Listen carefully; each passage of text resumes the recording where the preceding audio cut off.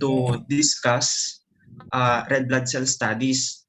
So under red blood cell studies, yung mga i-discuss dito ay first, yung red blood cell maturation, yung erythrocyte maturation from their yung galing sa bone marrow, ganon. And then next, the hemoglobin, the mature erythrocyte, the variations of RBCs, and yung laboratory studies. Pero for now, dinivide ko muna kasi yung yung RBC studies into siguro 3 parts, ganon. So magkikita-kita tayo for at least 2 more times pa sana. And yung itatakal natin ngayon is about the erythrocyte maturation, the mature erythrocyte, and the hemoglobin. So first, the red blood cell maturation.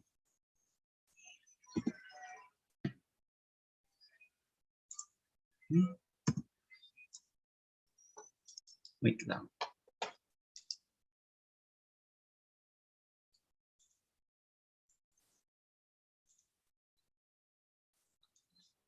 Pala, when kasi ako nagdi-discuss kasi ako, nagsusulat-sulat kasi ako dito sa presentation. So here in this picture, kung makikita nyo, this is a maturation of erythrocyte precursors. So firstly, di ba nga sa bone marrow, all blood cells will start from hematopoietic stem cells. So these hematopoietic stem cells, they will either become common myeloid progenitor or the common lymphoid progenitor. So since maturation ng erythrocyte ang focus natin, we will tackle this on the common myeloid progenitor. So in the common myeloid progenitor, as it matures, it will become the burst forming units, erythroid, and then it will become the colony forming units, erythroid. So ito yung mga progenitors. So ang pag-uusapan natin ay more on precursors. Magkaiba yun ha. Itong mga to, itong mga BFUE, CFUE, sila ay mga progenitors, while itong nasa picture ay precursors. So wait lang. So first, itong first na na cell na nakikita nyo sa taas is the proerythroblast.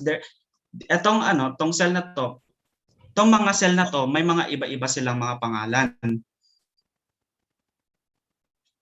They have different names depending on the type of nomenclature that you will follow. So ipe-present ko mamaya yun. So etong picture na to nakuha ko sa John Kira. So first, ito nga proerythroblast. This is the first recognizable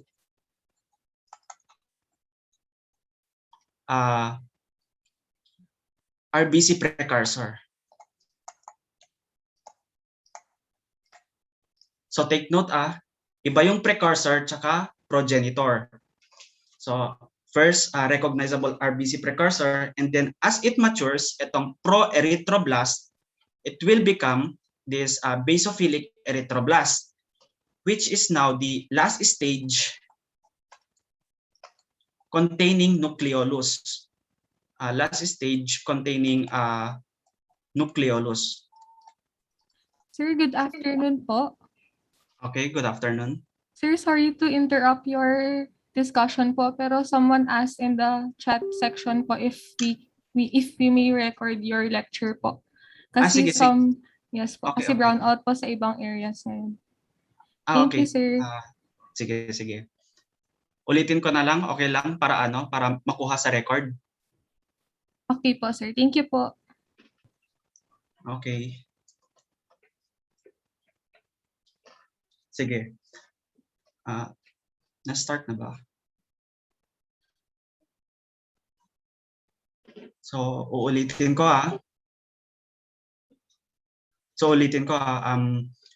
yung mga mga blood cells natin, nag-i-start siya sa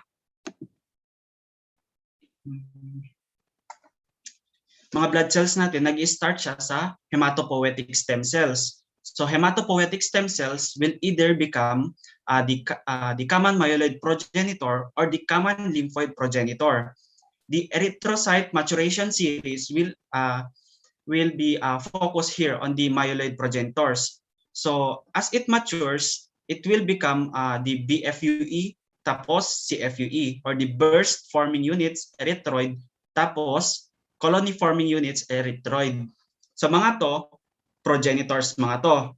And then what we will tackle here in this lecture are the precursors. Ito na, next na. So here in this picture now, as we can see this first cell, it is named the proerythroblast. So this proerythroblast is the first recognizable RBC precursor. So, and then next, as it matures, it will become the basophilic erythroblast. This basophilic erythroblast is the last stage of in the RBC maturation containing nucleolus. Then next, wait lang. Pointer. So next is this polychromatophilic erythroblast.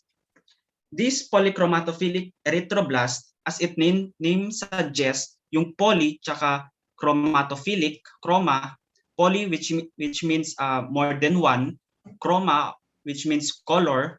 So more than one color yung present dito. So ang gusto kong tandaan nyo sa stage na to is that this is the start of hemoglobin synthesis.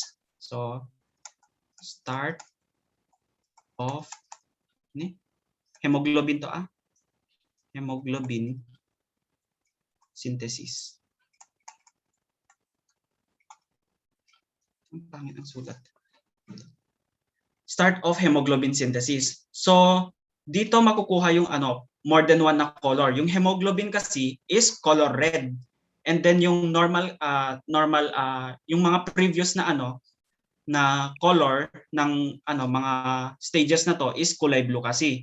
So yun, red tsaka blue, poly, more than one color. So start of hemoglobin synthesis. Also, maganda pang dapat tandaan sa stage na to is that this is the last stage capable of mitosis. Capable of mitosis. So hanggang etong polychromatophilic stage na lang na to yung nagdi-divide siya. And then next, etong orthochromatophilic erythroblast. Etong stage na to, ang importante na nangyayari sa stage na to is the ejection of the nucleus. Yung natatanggal yung nucleus. Ito siya, na-eject siya. So ito na. Na-eject na yung nucleus.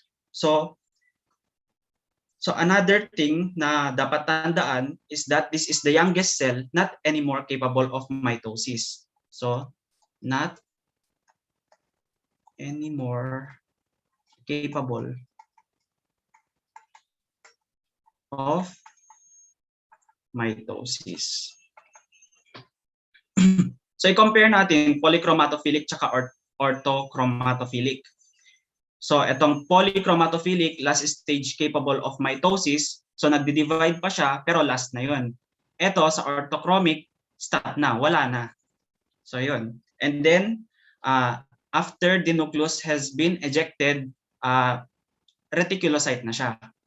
And then this reticulocyte, ito yung young na RBC kung saan mag-i-stay muna siya sa bone marrow for mga 2 to 3 days. And then it will go to the peripheral blood. And then yun na, magmamature into erythrocyte. Don't worry kung masyadong mabilis or medyo busy yung slide na to, pero i-discuss mga to one by one in the next slides. Ang gusto ko pang wait lang.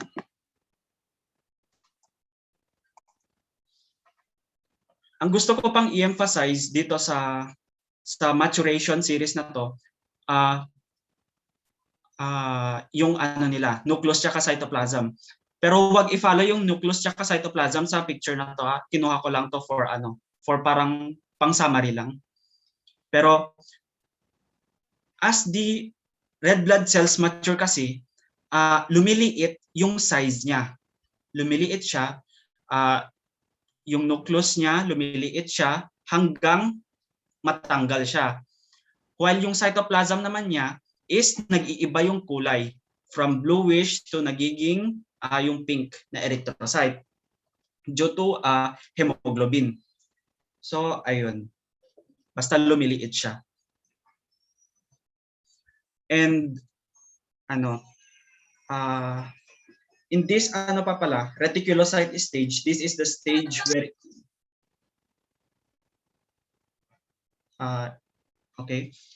in this reticulocyte stage, di ba nga natanggal na yung sa previous na stage niya, natanggal na yung nucleus niya. And in this stage, reticulocyte, nawawala na yung ibang organelles niya.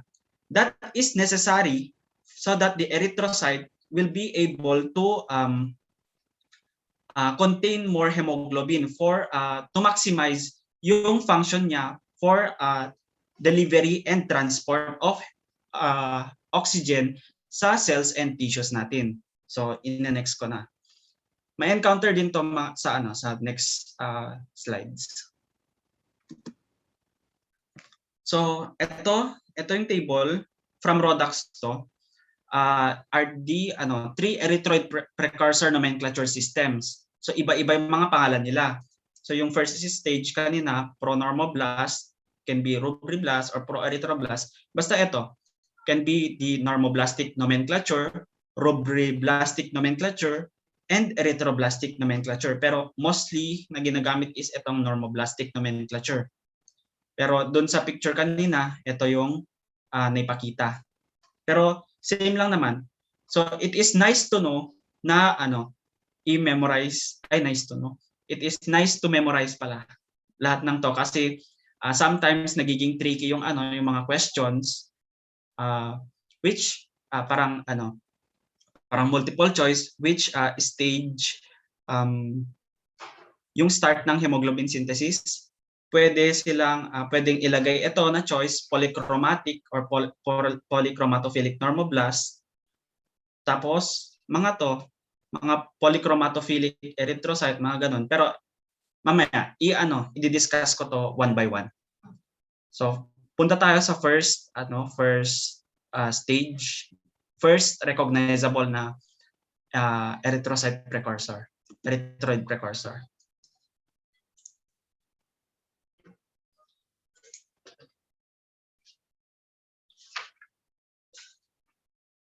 So ito, first is the pronormoblast or the rubriblast or the proerythroblast. So ito siya. Ito yung name niya. Galing dito. So yung size niya, it is 12 to 25 micrometers in diameter. Yung cytoplasm niya, yan, it is deeply basophilic and relatively small amount, tapos may perinuclear halo siya.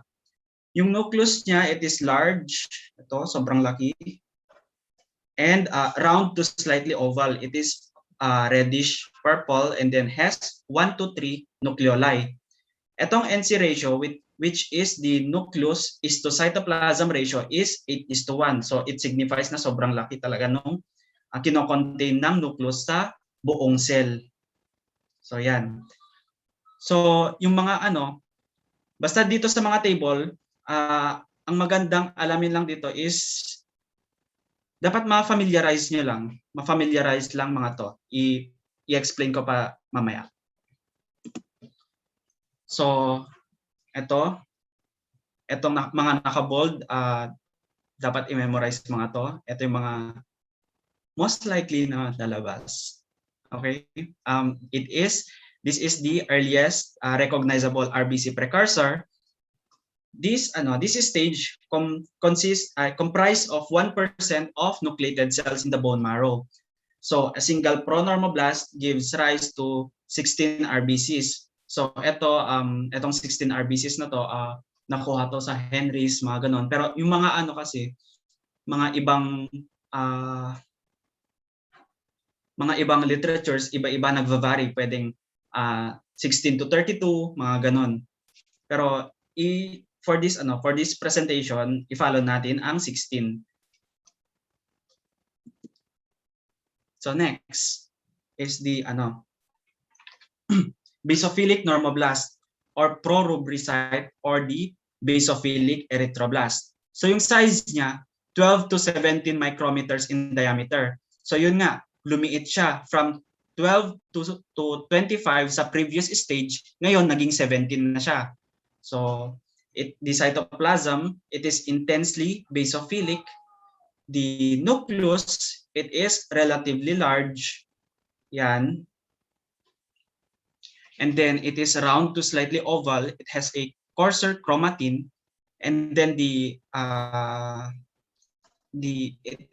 nucleoli is not already visible. This nucleus occupies 75% of the cell, and the nucleus to cytoplasm ratio is 6:1. Lumiit siya, most especially yung nucleus. Kanina, yung NC ratio sa previous stage is 8:1. Ngayon, 6:1 na, lumiit siya.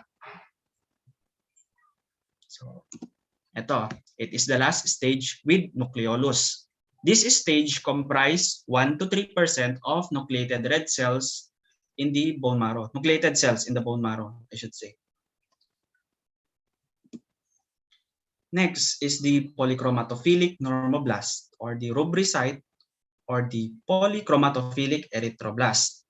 So the size, it is 12 to 15 micrometers in diameter. Yan, lumiit na naman siya from 17 to 15. The cytoplasm, it is blue-gray to pink-gray. So meron siyang polychromasia, which is opaque violet-blue color cytoplasm due to blue RNA mixed with red hemoglobin.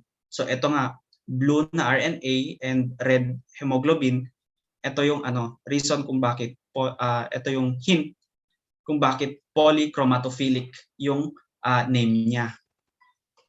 So the nucleus, it is round, eccentric, and it is also smaller. So it has a more condensed chromatin and stains deeper blue-purple. So yung NC ratio niya, nucleus to cytoplasm, is 4:1. Lumiit na naman from 6 to 4. So this stage is the start of hemoglobin synthesis. So kahit lahat na kalimutan nyo, wag lang to. Start of hemoglobin synthesis. And then this comprise 13 to 30% of nucleated cells in the bone marrow, and it is also the last stage capable of mitosis. So it is characterized by having a checkerboard appearance. I-back ko lang ng konti. Yan, checkerboard appearance. Parang merong parang dark tsaka bright, ganon. Dark, bright, ganon. Kaya checkerboard appearance. Due to, eto na nga, blue RNA mixed with red hemoglobin. Checkerboard appearance. Its parachromatin remains unstained, and the mingling of blue RNA and pink hemoglobin gives a muddy gray appearance.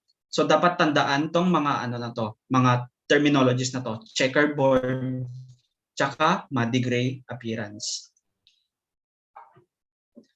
Don't worry pala, ibibigay ko itong PowerPoint na to. So next stage will be the orthochromic normoblast or the metarubricite or the orthochromic erythroblast. So the size is 8 to 12 micrometers in diameter. So lumiit na naman siya from 12 to 15. Yun, lumiit na naman siya.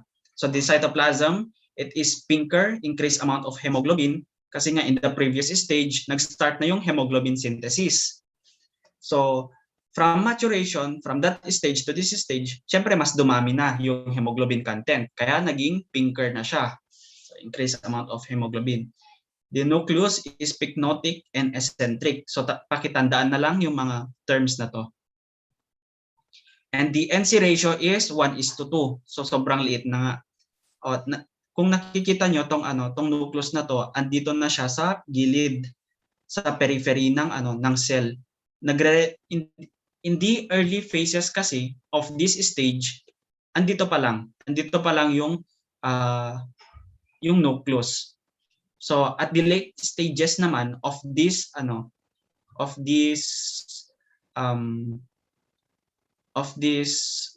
stage ng precursor na to, na-extrude yung nucleus. So natatanggal na siya. Parang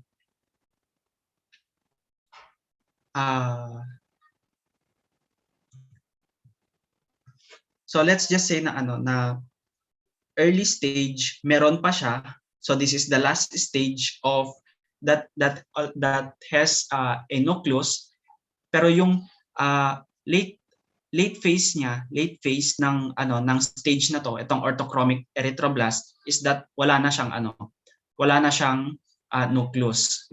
So this comprise 1 to 4% of nucleated cell in the bone marrow.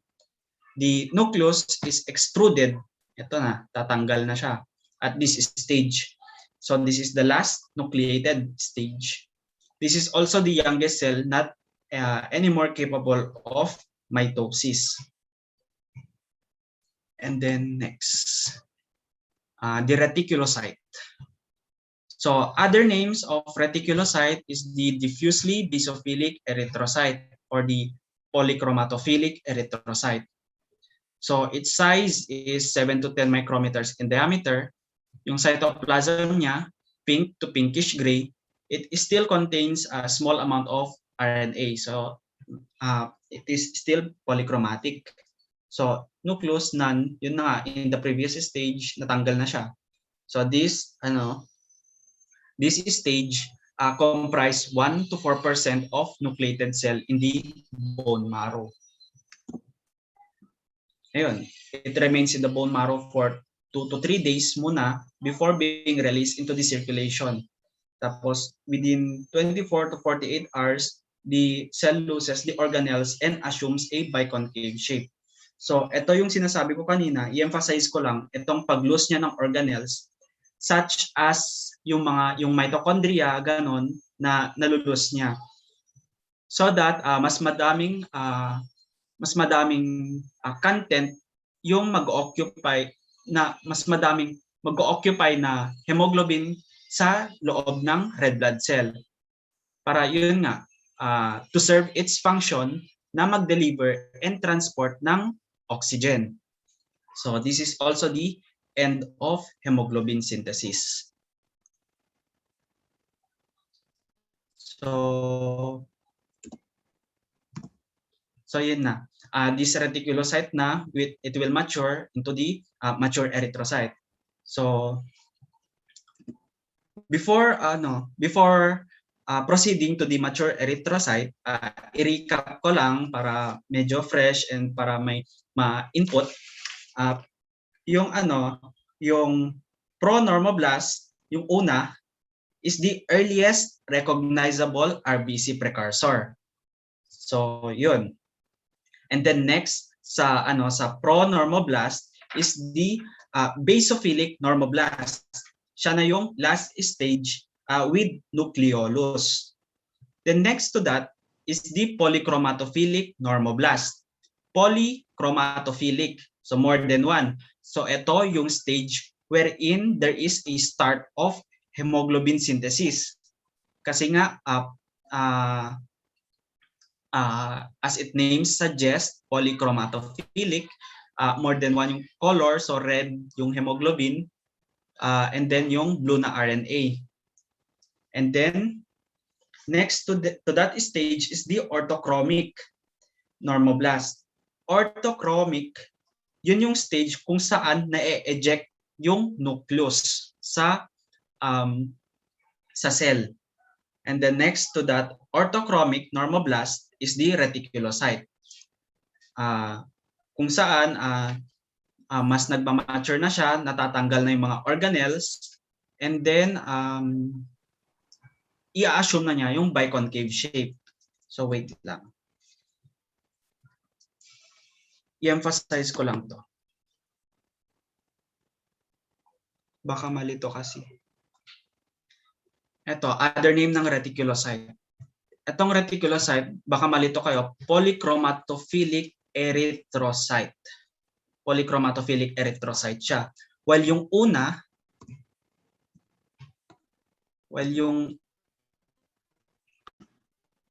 is polychromatophilic erythroblast.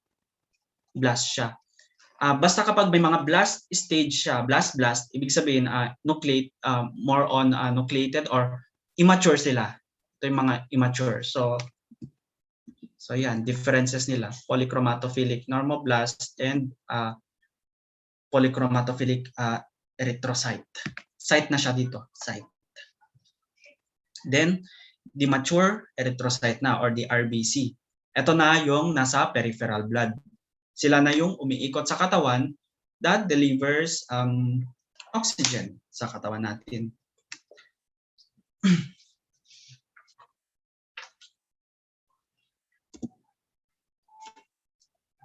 So in the mature erythrocyte, we will first discuss on its structure and physiology. They are non-nucleated and biconcave disc-like cell. So itong shape niya na to, the reason kung bakit ganito siya is that to maximize nga yung oxygen delivering capability ng red blood cell. Dapat tanggal lahat ng ibang organelles. Dapat more on hemoglobin na lang yung content niya. So its lifespan is 120 days. So may iba na parang na yung pagkaka-state sa literatures is 100 positive, negative 20 days. Pero yan, dapat mag-focus na lang dyan sa 120 days. Ang galing ko na lang to. So it has a central area of pallor. Yung gitna niya mas pale kaysa sa paligid. And the hemoglobin is the main cell component.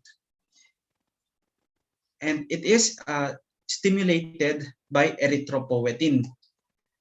Itong erythropoietin to, it is produced by the kidneys. And yung nagtitrigger sa pag-release ng erythropoietin is hypoxia.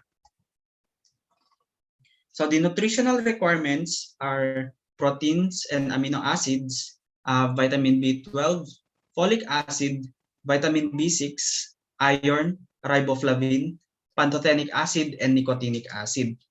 So next. Yung red cell membrane niya. So 3 basic functions of the membrane composition and structure. First is to separate the intracellular environment of the cytoplasm and the extracellular environment of the plasma. So may mga may mga components ng red blood cell na parang na mas mataas intracellularly kaysa sa labas. For example, hemoglobin, mas mataas siya sa loob ng cell kaysa sa labas. And also yung mention ko na lang din yung lactate dehydrogenase. Mas mataas siya sa loob ng red blood cells kaysa sa labas. Kaya kapag sa lab kapag may hemolysis, nadedetect sa laboratory na may increased na LD concentration sa blood, lactate dehydrogenase. The reason kung bakit mataas yung mas mataas yung lactate dehydrogenase ng red blood cells ay dahil sa sa kanyang metabolic pathway. Ipapakita ko na lang din mamaya. Basta mas mataas yung LD content niya. Mataas yung LD content niya. So, next, allow nutrient and ion passage selectivity into and out of the cell. And next, it can let the cell to deform. So, deform. Kasi nga in tight spaces, especially in the capillary, yung lumen niya is sobrang tight kung saan single RBC lang yung nakaka-pass through. And those single RBC pa is kailangan pa nilang mag-deform to pass through. Yung parang nagfo-fold sila, ganun, para makadaan. So ganun ka, sikip kasi doon sa mga capillary lumen na yun. Kaya eto, yung normal na RBC, normal healthy RBC can deform.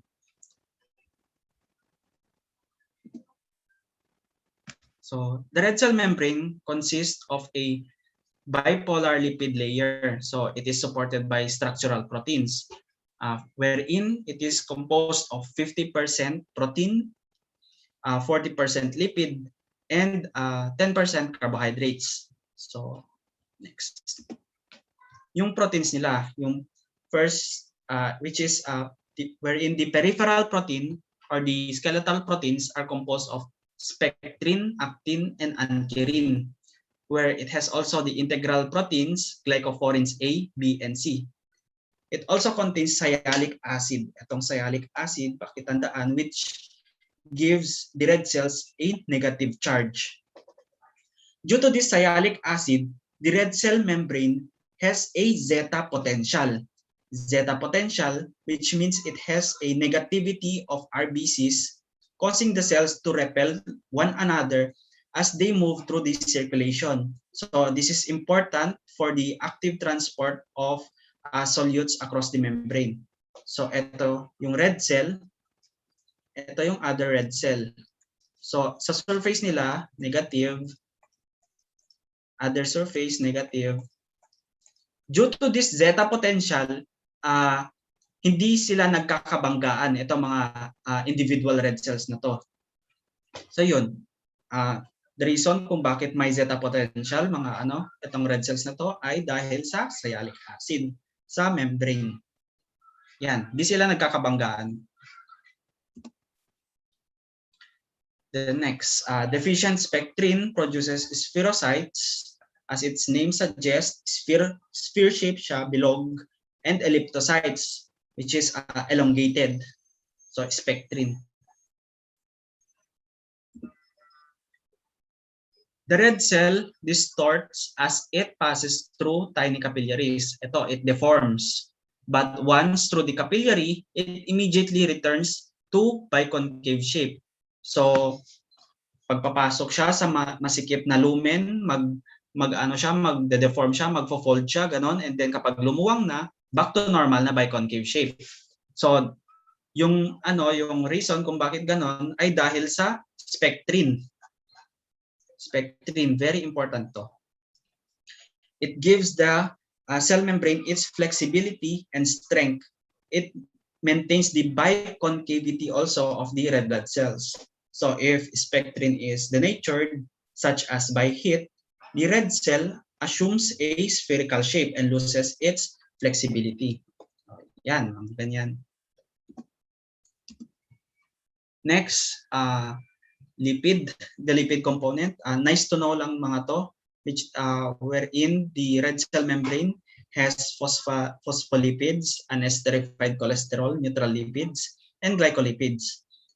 In the external surface, meron siyang phosphatidylcholine, glycolipid, and sphingomyelin, while the internal surface, meron siyang phosphatidylethanolamine, phosphatidylinositol, and phosphatidylserine. So nice to know lang to. Basta tandaan itong spectrin na to dito sa red cell membrane. So yung for the lipid, the phospho and glycolipids are structural with polar groups, hydrophilic on the external and internal surfaces of the cell. So the non-polar groups, hydrophobic, form a barrier at the center of the cell membrane. So the lipid bilayer forms the wall of the red cell and separates the contents from the external environment. So yun nga, kunwari ito yung ECF and ito yung ICF. So yung barrier for the between this extracellular fluid compartment and the intracellular fluid compartment ay yung lipid bilayer.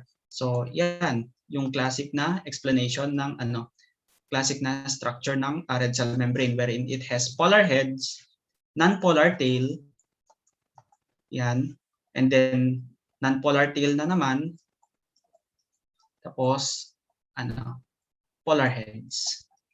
So ito sa gitna, they are hydrophobic.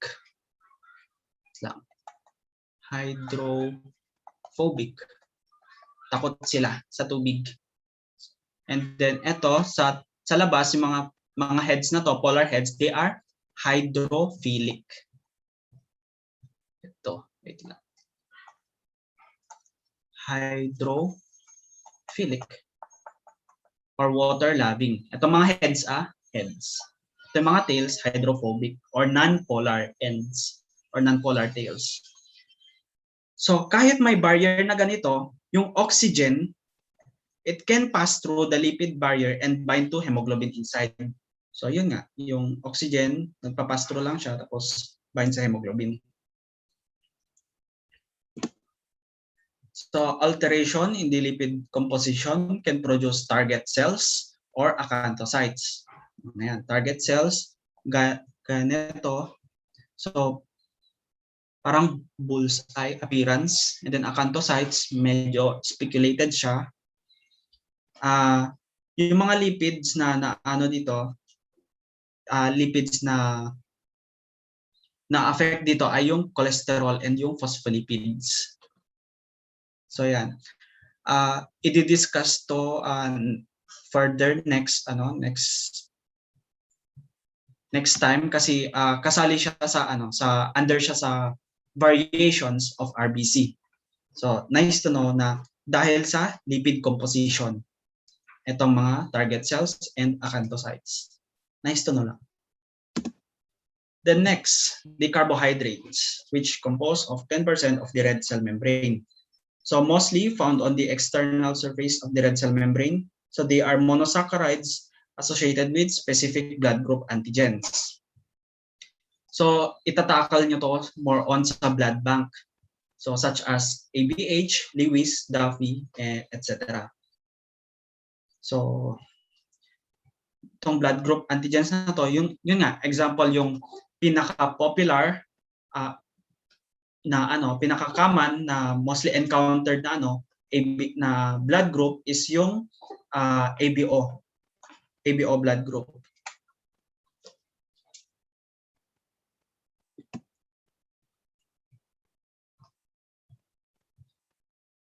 Tapos next.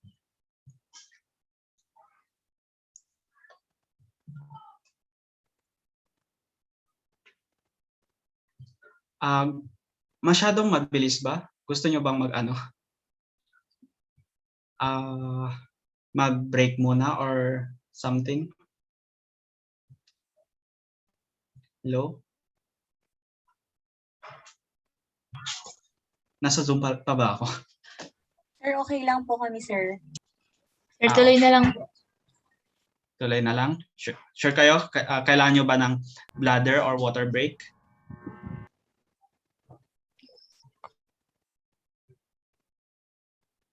Ituloy na lang po, sir. Okay lang po kami. Okay. Sige. So next, sa mature erythrocyte, sa red blood cells, we will be discussing on the metabolic pathways. So may apat na metabolic pathways na itatakal natin dito.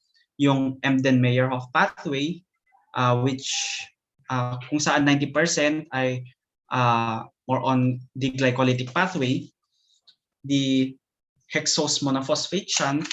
Wait lang. First is the Embden-Meyerhof pathway. Next is the hexose monophosphate shunt or pathway, HMP or HMS. Itatakal to isa-isa. And then next is the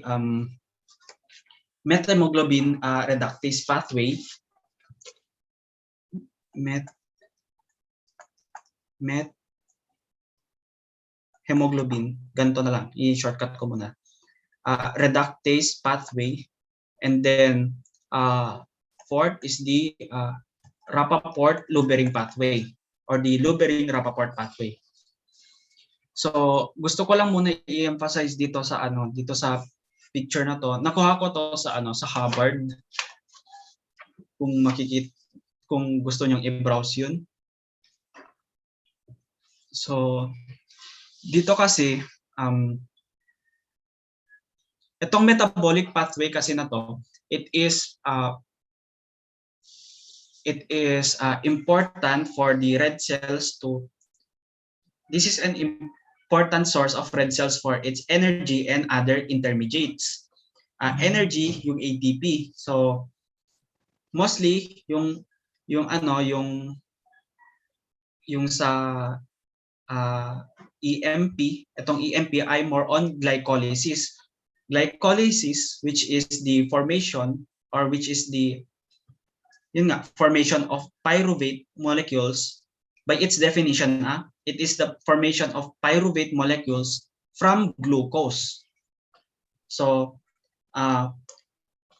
dahil yung red blood cells kasi ay walang mitochondria, it will undergo anaerobic respiration. So, para sa pathway na yun ay itong pyruvate ay mako-convert siya into lactate. Kung maalala nyo kanina, di ba sa may reticulocyte stage, doon nawawala na yung mga organelles niya, di ba? So, most of the cells kasi, most of the energy produced sa mga cells ay nanggagaling sa mitochondria. Kaya nga yung definition ng mitochondria parang powerhouse of the cell, ganon. Kasi siya mostly nagpo-produce ng energy. So dito sa red blood cells, since wala na yung organelle na mostly na nagpo-produce ng energy, dapat magfa-follow siya ng ibang pathway. So ito yung pathway na to. Itong EMP. So yun, merong nakukuhang ATP, meron ding yung other intermediates niya, NAD, NADH, and ito rin yung importante, yung 2,3-DPG. Etong 2,3-DPG na to ay important din sa affinity ng hemoglobin sa oxygen. So mamaya. So ito yung sinasabi ko rin pala kanina, yung sa lactate dehydrogenase. So since mga red cells ay nag-undergo sa anaerobic respiration, which pyruvate to lactate, it uses the enzyme lactate dehydrogenase. Kaya nga kapag may hemolysis, tataas yung lactate dehydrogenase content sa blood. Kapag dinedetect sa lab, tumataas siya. So next, itong hexose monophosphate shunt, ang importante dito is yung more on the reduced glutathione, which is needed, which has an antioxidant activity para hindi masira pa yung cell. So yun, then yung methemoglobin reductase pathway, which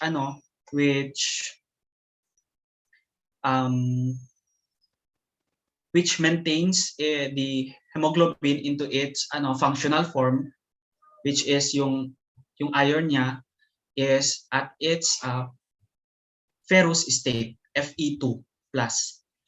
And then yung Rappaport-Lubering pathway, more on production ng 2,3-DPG din. So tatakal natin isa-isa. First is the Embden-Meyerhof pathway. So this Embden-Meyerhof pathway is the major source of red cell energy. Ito. Yan, lagyan ko na ng star. Major source of red cell energy.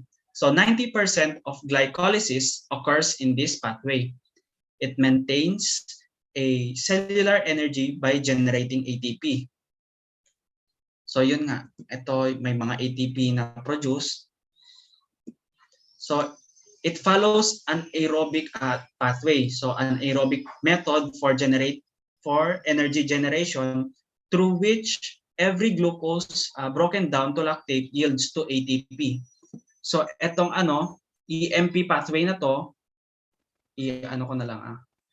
Etong EMP pathway na to, meron siyang net 2 ATP na yield. Net yield na 2 ATP. So yan. So it yields 2 ATP. So the ATP, it is important to control sodium and potassium and prevent oxidation of membrane lipid. Ito, sodium and potassium concentration tapos oxidation. Kasi yun nga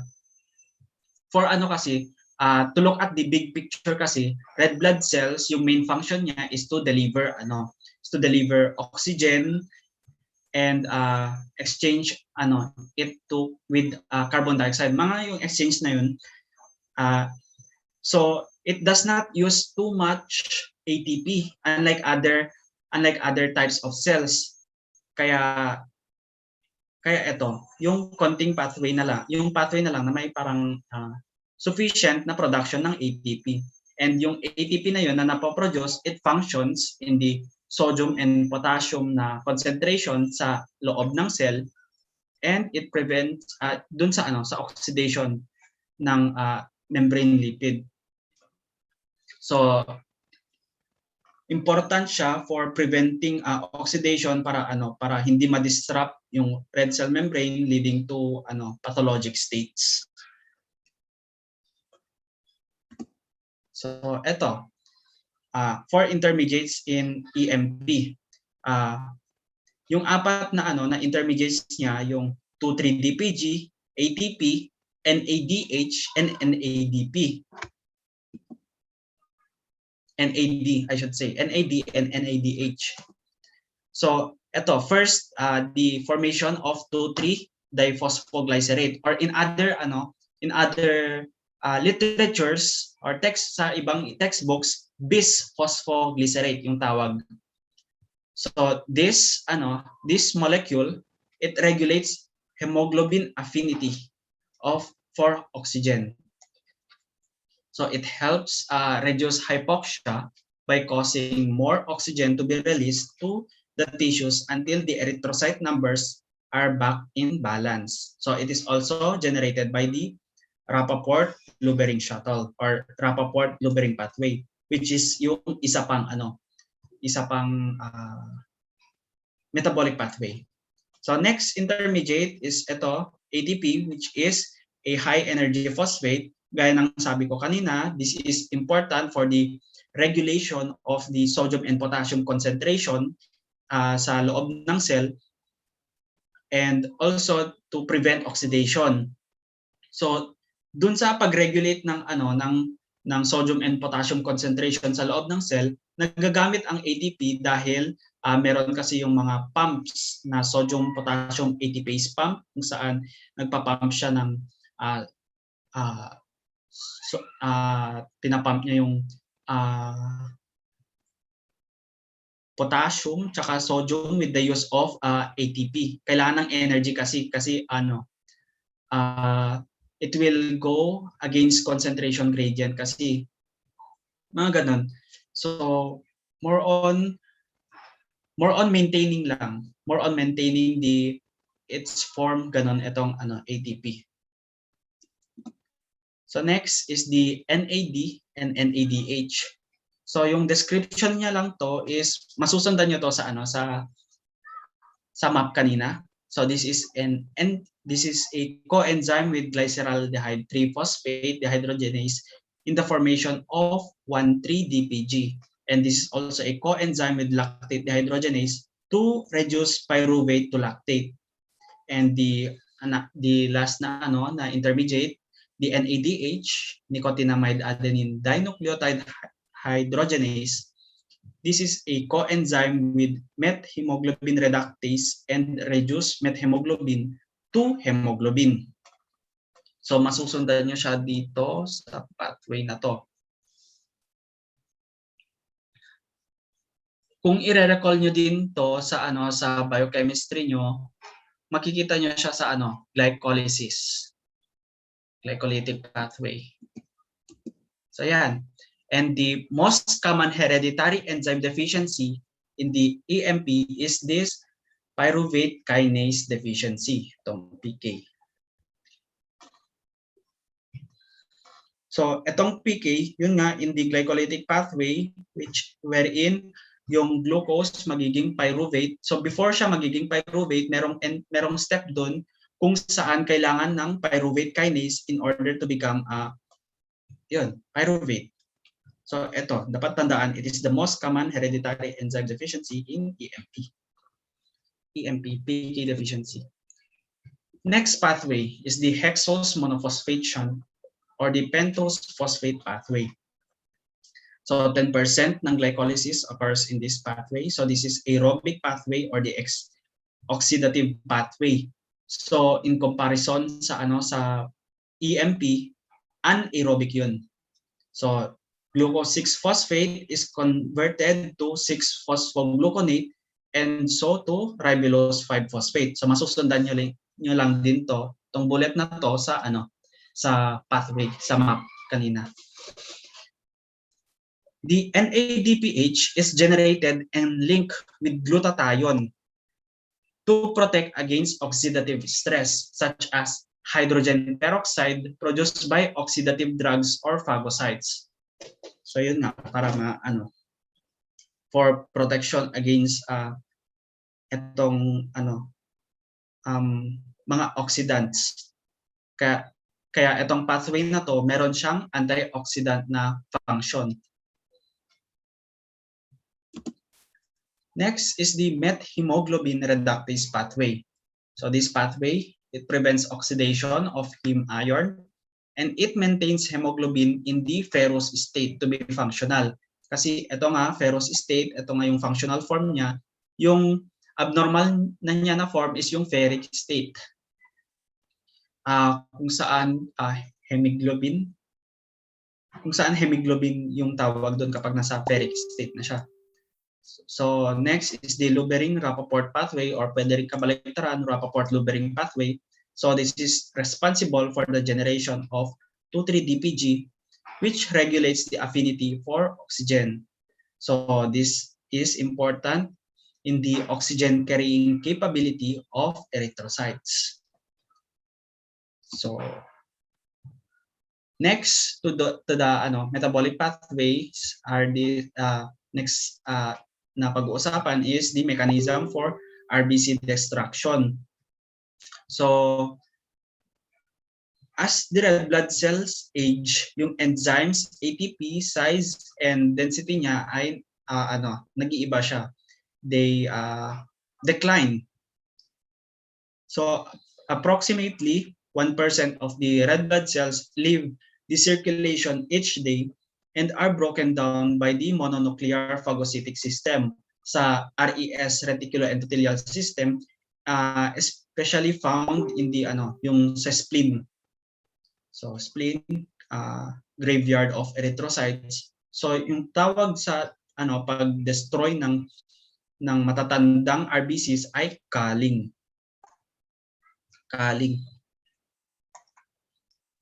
Destruction of senescent or aged red blood cells in the spleen. So dapat ma-differentiate to sa pitting. Kung may mababasa kayo, pitting. Ang pitting kasi, kunwari ito yung red blood cells and kunwari may Heinz body siya dyan, ang pitting is pipit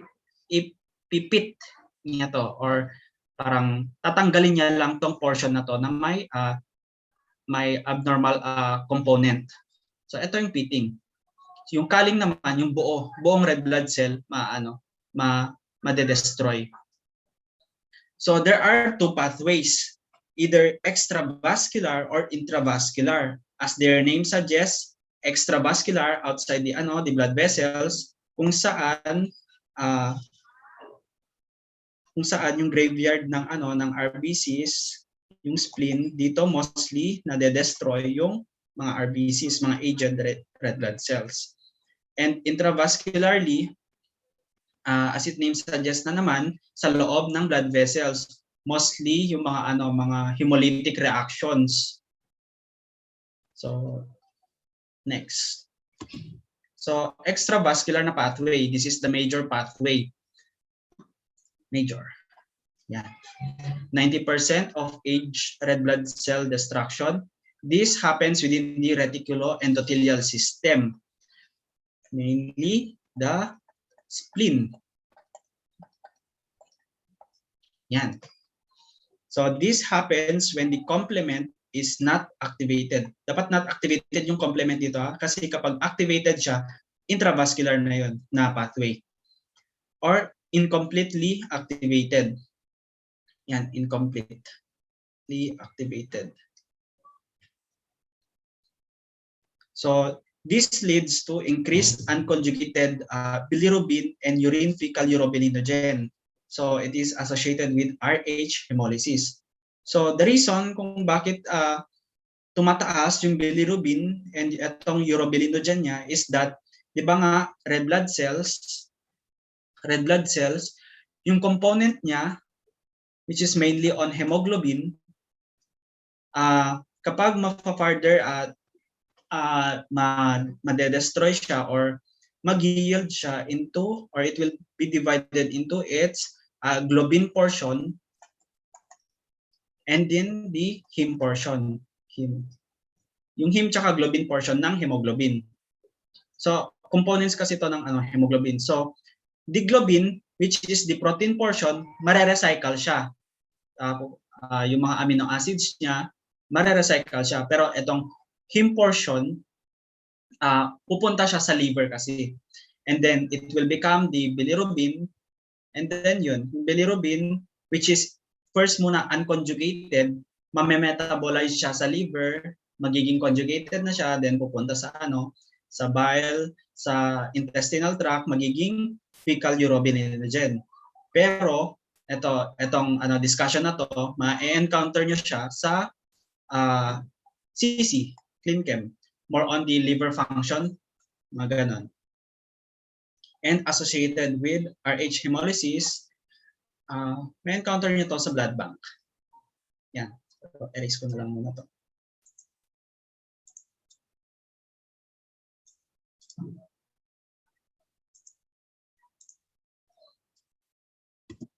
Intravascular na pathway of RBC destruction. So 10% of aged red cell destruction, it happens within intravascular, within the blood vessels. So it happens when complement is completely activated. So this leads to hemoglobinuria, haptoglobin, and hemopexin. So this is associated with ABO hemolysis. So i-ano natin ng example to. Kuha na natin ng example to. ABO hemolysis. So itong intravascular na destruction na pathway, let's say, kunwari, the patient, ito yung patient to, patient, or the recipient, receives blood, kunwari ito blood bag to, receives blood from a donor. So, recipient, ito yung donor, from the donor, blood bag sa donor. Itong patient na to, blood type A siya, type A. Type A. Itong donor, wag niyong example lang to. Itong donor is type B. Type B. And sana wag mangyayari to sa sa hospital. Pero itong nangyayari kapag meron intravascular hemolysis. Normally kasi kapag type A yung person, meron siyang circulating anti-B antibodies. So, kung merong red blood cells na transfuse sa kanya na type B, magre-react yung antibody ng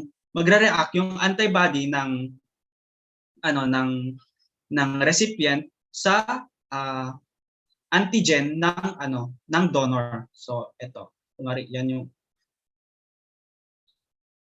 ito yung red cell, ito yung antigen niya. Tapos ito yung antibody ng recipient, yung nagre-receive ng red blood cells. So ang mangyayari dito is na-activate ang complement pathway or complement cascade. Itong complement pathway or complement cascade kasi, this is a series of interactions of proteins leading to, ultimately leading to hemolysis or lysis, cell lysis. Itong pathway na to, yung last and yung pinaka ginagawa niya is cell lysis. Ma-encounter niyo to sa immunology. Madaming dito actually, madaming proteins na encountered. Pero dapat intindihin niyo na lang na for now, yung complement is associated to cell lysis. So, yun nga. Since nag-lyse na yung RBC, so ito kunwari, yan, parang nag-pop out na. Nag-pop out na yung mga contents niya. Nag-lyse na yung RBC, mare-release yung mga contents niya, like yung hemoglobin. Kaya magkakaroon siya ng hemoglobinuria. And then yung mga proteins na mababain dito such as haptoglobin, tapos merong hemopexin. So yan, intravascular RBC destruction. Pero dapat wag mangyari to sa hospital kasi kawawa naman yung patient. So next, hemoglobin. Before proceeding, okay pa ba kayo? Kailangan nyo ba ng break time? Kahit water break, ganon? Hello?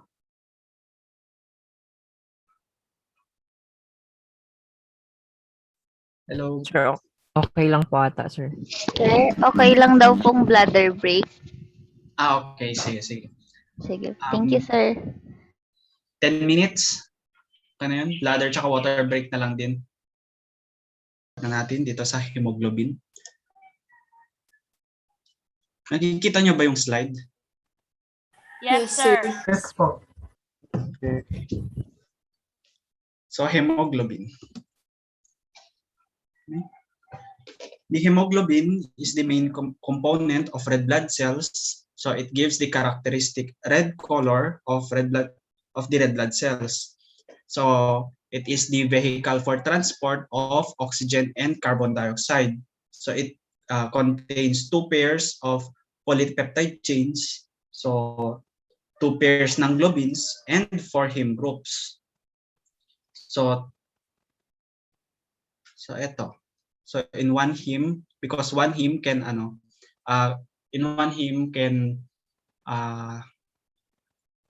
hold 1 iron in its ferrous state. So yan. So yung structure kasi ng hemoglobin is parang ganito. Pasensya na sa drawing. Wait lang. 1, 2, 3, 4. So ito, let's say ito, mga bilog na to, itong 4 na bilog na to is hemoglobin.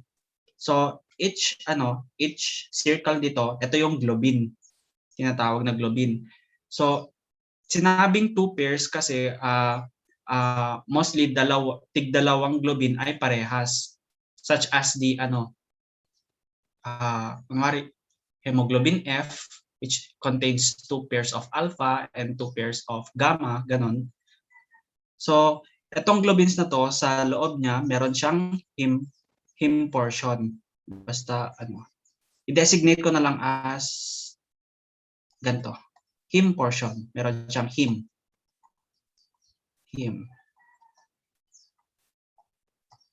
Hindi exactly ganito yung shape niya talaga, pero i-designate ko na lang na ganito. meron siyang heme portion. And each heme carries iron. Iron. Yan. 2 plus iron, iron,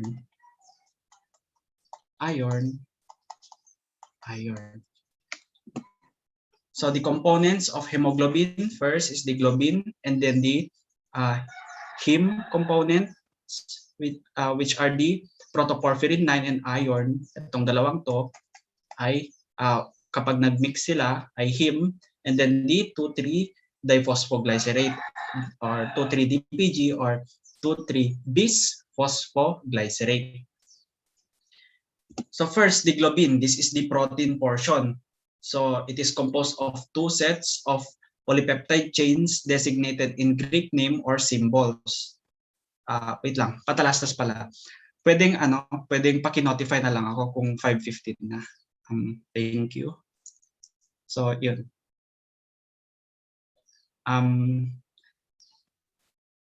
Continuing, Greek name or symbols, they are designated in Greek name or symbols, wherein yung chromosome 11, it will code for the beta, delta, and gamma epsilon chains. So ito yung mga Greek names nila. While yung chromosome 16 naman, for alpha and zeta.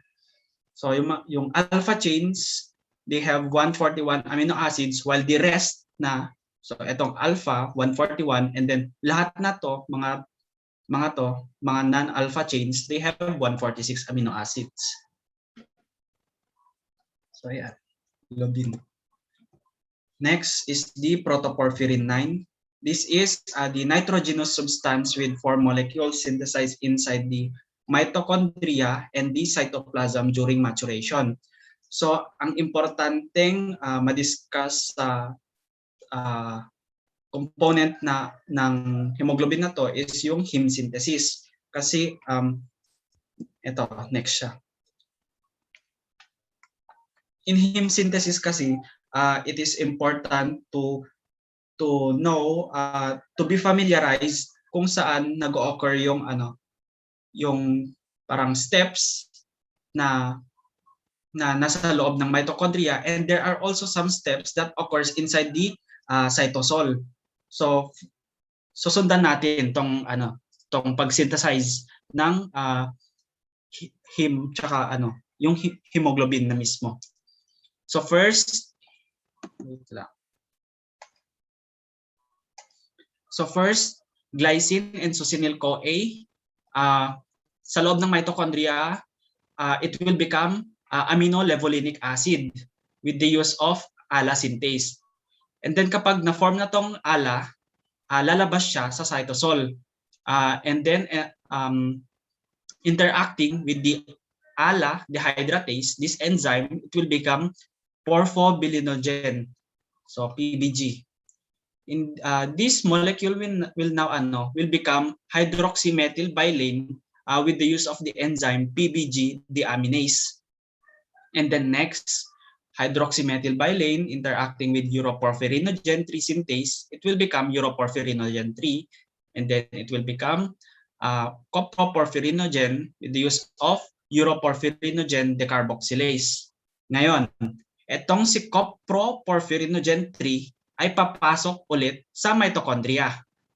So with interacting with the use of the enzyme coproporphyrinogen oxidase, magiging na siya, protoporphyrinogen 9.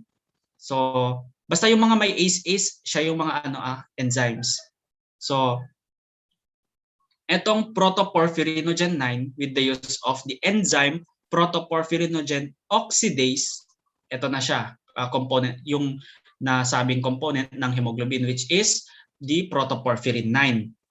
So protoporphyrin 9 plus iron with the use of the enzyme ferrochelatase, magiging heme na siya.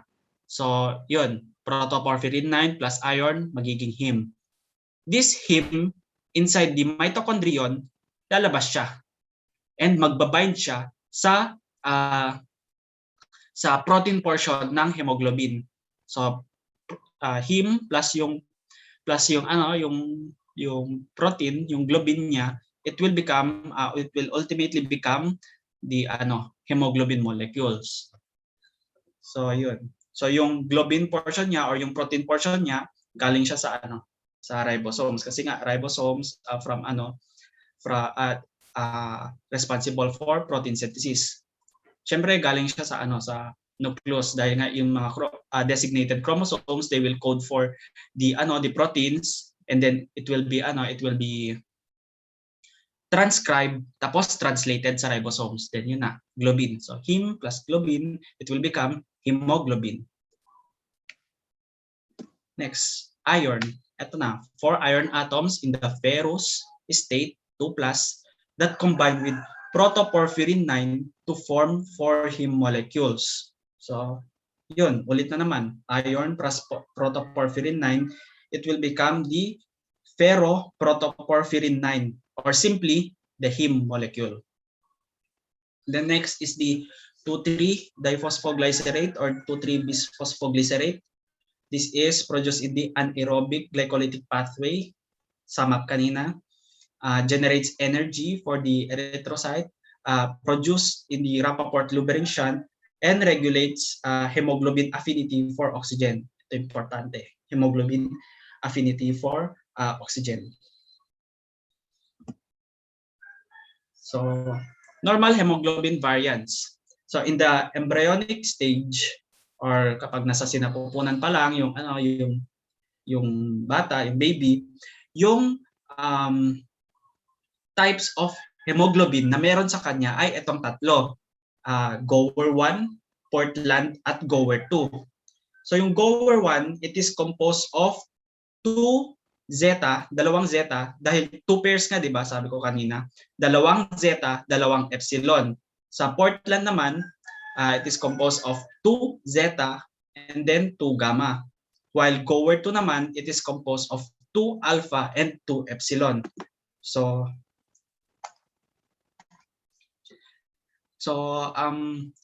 share ko lang yung pagkakaturo din sa akin ng professor ko, yung pagkakatanda dito.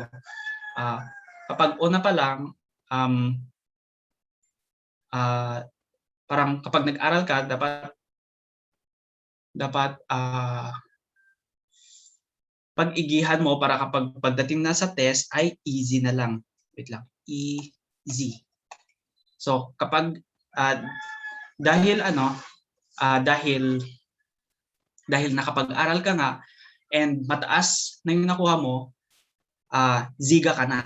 Parang yun, ziga. Parang siga-siga ka na, gano'n. And then next, kapag na-encounter mo ulit yung mga questions, alam mo na ulit, parang tae na. Parang gano'n lang. Yun lang, share ko lang. Galing sa prof ko rin. Easy, ziga, ae. Yun nga, dalawang zeta, dalawang epsilon, mga gano'n. And so on and so forth. Gower 1, Portland, and Gower 2. For newborn and adult,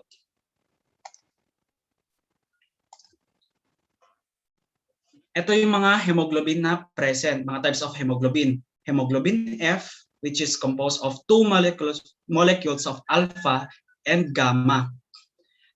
It is 80% siya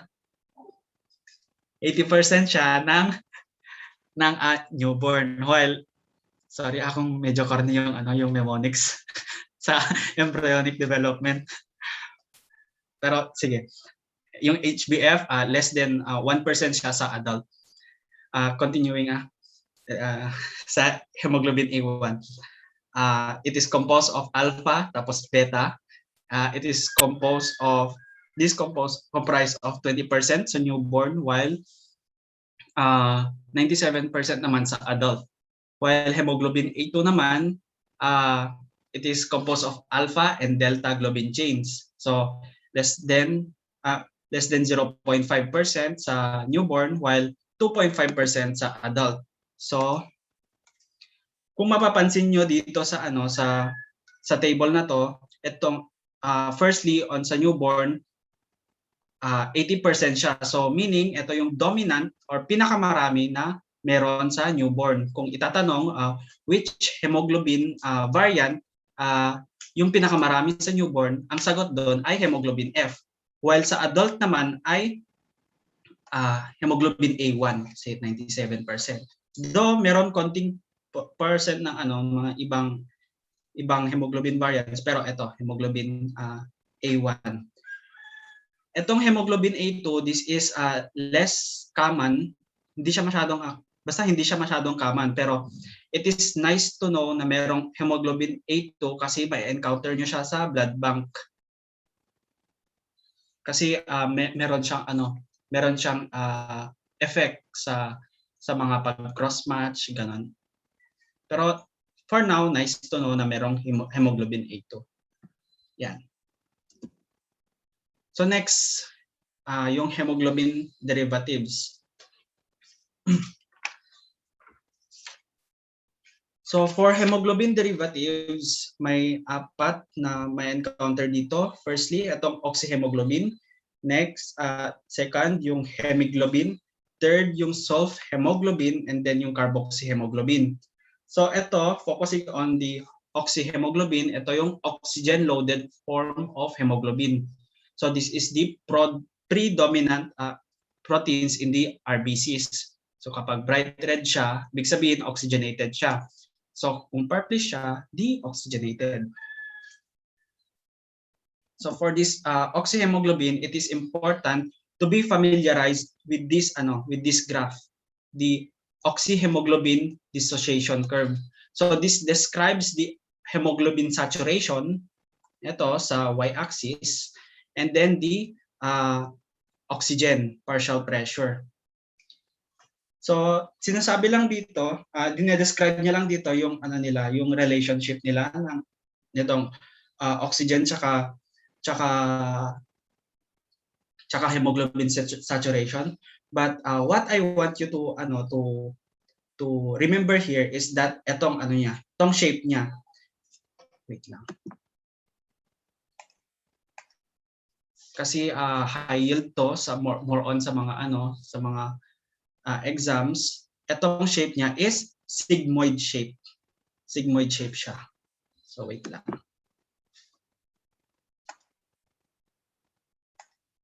So lagay ko na lang dito. Sigmoid. Sigmoid. So dito sa oxyhemoglobin dissociation curve, in certain states, nag-shift siya to the left or shift to the right. So kapag shift to the left, meron siyang increased affinity. Ito dito sa left side. Ito pumunta siya sa left side. There is an increased affinity of the hemoglobin sa oxygen. So merong decrease in temperature, decrease in partial pressure of carbon dioxide, decrease to 3-DPG, and increase pH.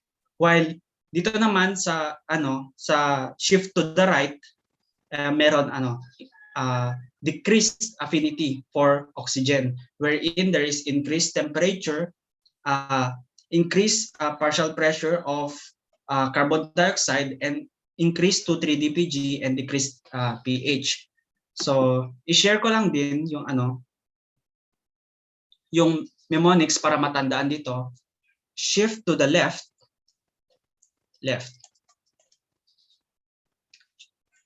Shift to the left, ibig sabihin meron siyang increased affinity sa oxygen. So, it loves oxygen. So, L. It loves oxygen. Tapos, it lowers HD-COT. HD-COT. So H, ito yung ito yung hydrogen ion niya. So ito sa pH, kasi nga kapag mas mababa yung hydrogen ion, ibig sabihin mas mataas yung pH. And also kapag mas mataas yung hydrogen ion niya, mas mababa yung pH. Kasi nga the acidity may relationship siya sa hydrogen ions. Kaya ito, HD-COT. The hydrogen ion, it lowers the hydrogen ion. So kaya tataas yung pH. It lowers the D. Ito yung 2,3-DPG, diphosphoglycerate or bisphosphoglycerate. Yung CO, ito yung carbon dioxide. Lagay mo na lang dyan, CO2. And then T for temperature. While ano naman dito sa shift to the right,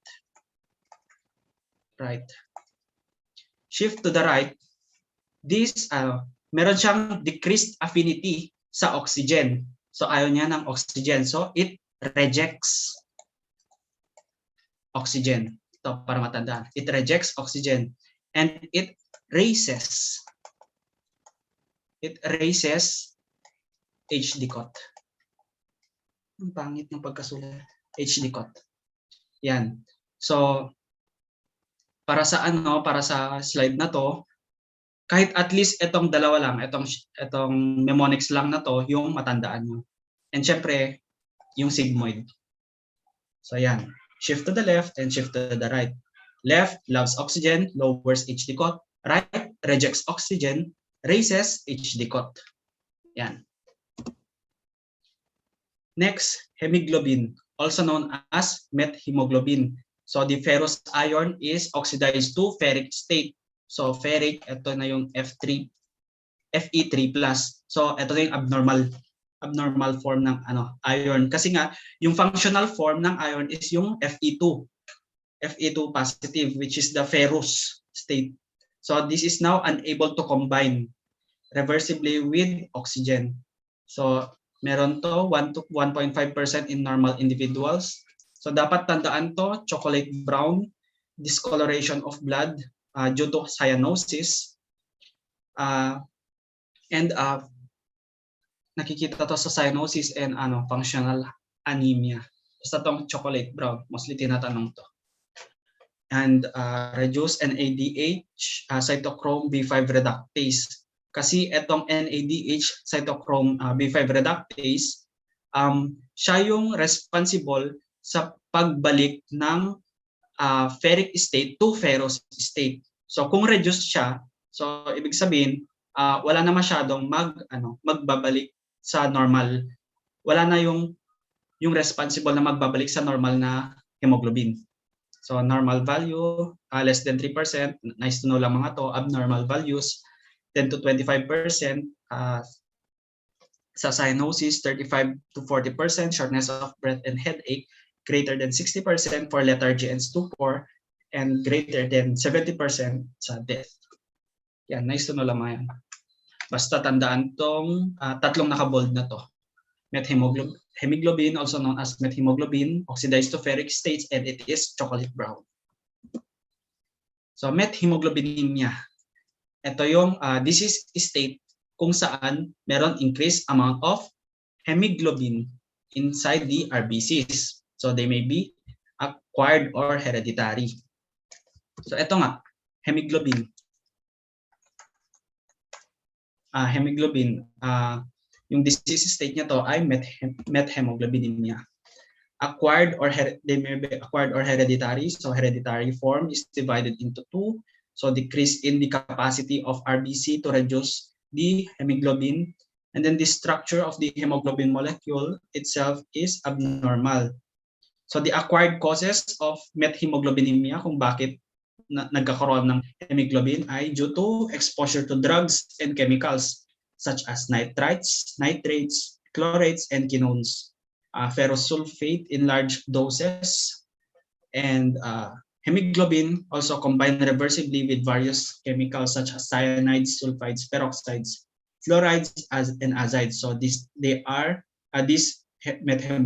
methemoglobinemia is quantitated by a spectrophotometry. So yan. Next, hemoglobin derivative is this sulfhemoglobin.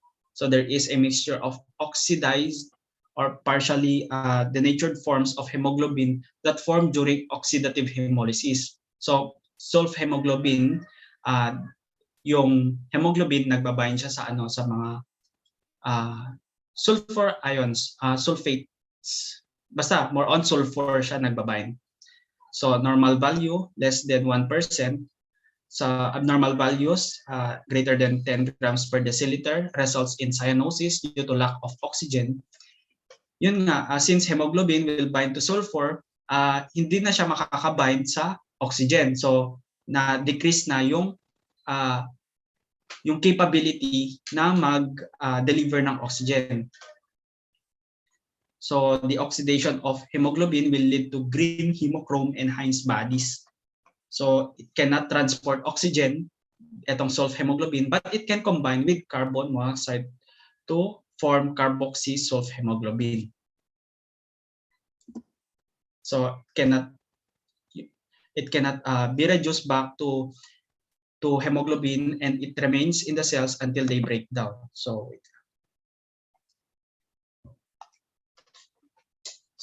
ito yung normal hemoglobin. Kapag pupunta siya sa lungs, there will be exchange of gases wherein kukuha siya ng oxygen. Ito na siya, kukuha na siya ng oxygen, then ida-deliver na niya sa tissues. And then upon delivery of tissues, yun na nga, pabalik-balik lang, cycle. Pero there are instances wherein this hemoglobin will undergo oxidation reactions, forming now hemoglobin.